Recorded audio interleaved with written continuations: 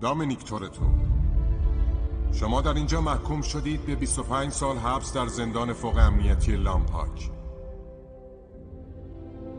بدون امکان آزادی مشروط زودهنگام.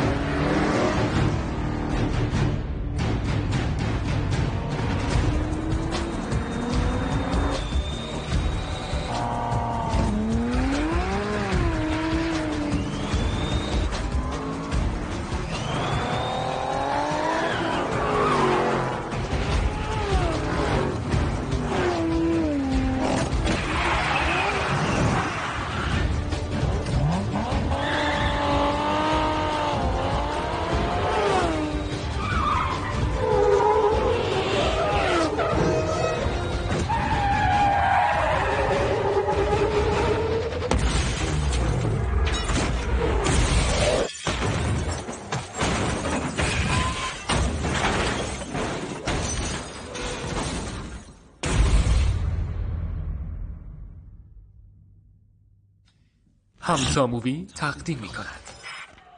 تمام چیزی که ما میدونیم تا الان از این قراره. این تمام عواقب یک فرار جسورانه در وسط روز، ولی همه زندانیان دوباره دستگیر شدند به جز یک نفر. به تازگی هویت مردی رو که باور داره در این فرار شوکه کننده که به شکل عجیبی هم هیچ خسارت جانی نداشته دست داشته منتشر کرد. اون مأمور سابق فدرال برایان اوکانر. تعقیب بسیار خشن برای 3 فراری در حال انجامه. چندین نیروی فدرال و پلیسای محلی با کمک هم در حال گشتن به دنبال دومینیک تورتو و همدستان او برایان اوکانر و میا تورتو هستند. اما با وجود اینکه تمام چشم‌ها در کل کشور به دنبال آنهاست، مکان و محل اختفای آنها برای همگان فقط در حد حدس و گمان است.